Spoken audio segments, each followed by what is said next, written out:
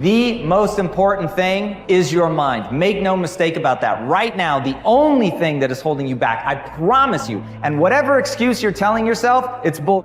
The only thing that's holding you back is the way that you think about yourself and the world. That's it, flat. You have not built the mechanisms in your mind that you need to free yourself from the matrix. And boys and girls, the matrix has you. Who knows David Foster Wallace? This is water. In the talk, what he makes clear is the fish is the last one to realize that it's in water. Think about it from a human perspective. We had to discover air. We had to discover gravity. They're so ubiquitous, you literally don't see them. You take them for granted as just being there. And that's how people take their belief system. Right now, you think you're capable of certain things and incapable of others, and that is your water. As you think, so shall you be. 7 little words that I think are perhaps the most important things that we can learn and master in our lives. This old proverb notion that I become what I think about all day long. And once you know that what you think about is what expands, you start getting real careful about what you think about. You don't allow your thoughts to be on anything that you don't want, or that you wouldn't want to have manifest or show up for you in your life. It's what goes on between this ear and this ear and in our hearts that determine our lives out there. There's no world out there except what's going on here. So the people that say, I can't afford it, I can't do this, I can't get to college, the rich are evil, I choose not to participate in that. And that's one thing people could change today. Correct. Right now is that dialogue in their head. Stop saying the word can't. I can't. Right. So how can? How can I? Especially as in, I can't afford it, how can I afford that? Right. Because that opens them up to looking at it as an investment to a greater future. Right. Well, the simple part that most people don't understand is that every thought we think and every word we speak is creating our future. It's as though our thoughts go out into the universe and are accepted and brought back to us as experience. Now that is a very simple thing, but most people don't get it. They don't understand it. They've never heard it before and they think it's ridiculous.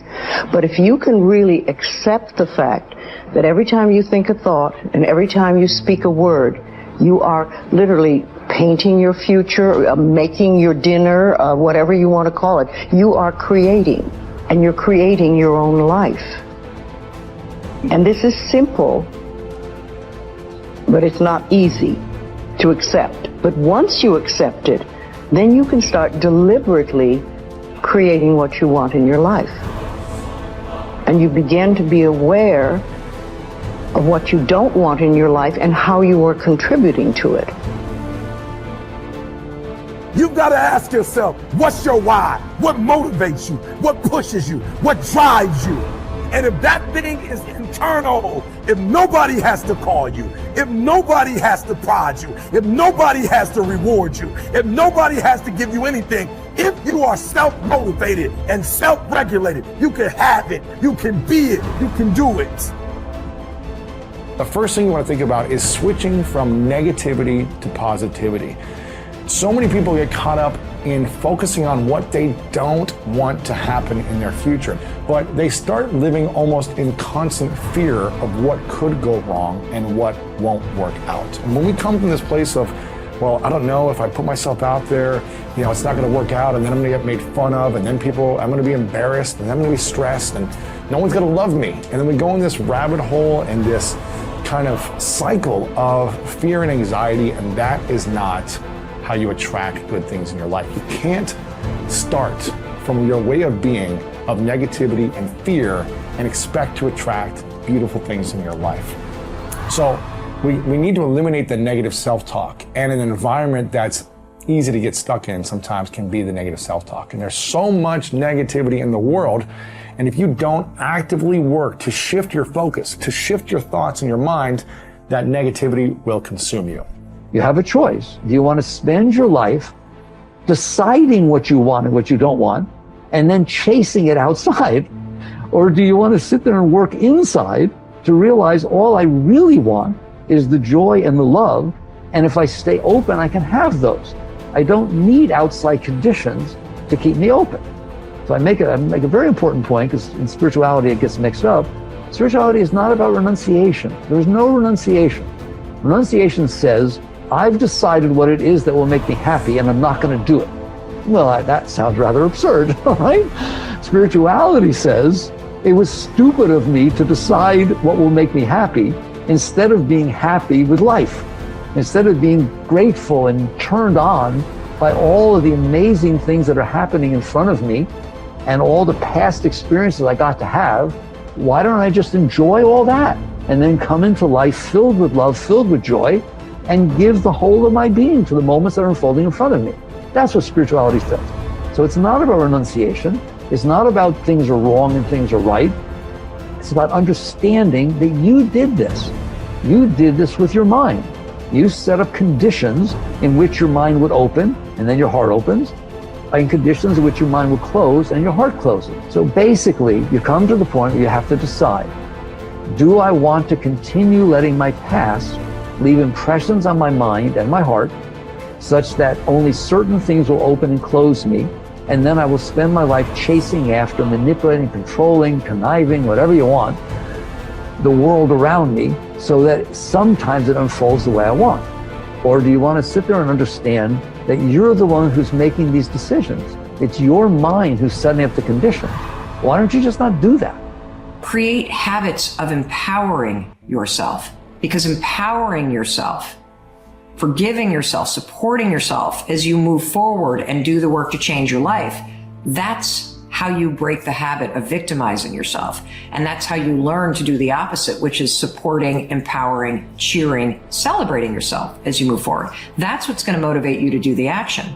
And look, if Chris and I can go from having liens on this house 6 years ago to literally building an extraordinary business, changing our marriage to the point where we are building our dream house, a house that's so nice, I can't even believe we are going to live in this house because of the hard work that we've done. But I'll tell you, the singular habit that helped us do it is we stopped victimizing ourselves. We stopped labeling ourselves. We stopped beating the shit out of ourselves.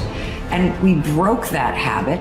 We changed the narrative by learning how to empower ourselves. The starting point of taking full control over your conscious and your subconscious mind is for you to accept complete responsibility for everything that you think, say, and do. You are responsible for whatever happens to you, and especially you are responsible for your responses to the inevitable ups and downs of daily life. As Eleanor Roosevelt said, no one can make you feel inferior without your consent. I used to think that setting goals and making plans was the starting point of success in life. After a while, I changed my mind because I realized that something else actually comes first. What comes first is the acceptance of complete responsibility for yourself and for everything that happens to you. Real maturity begins when you finally realize that no one is coming to the rescue.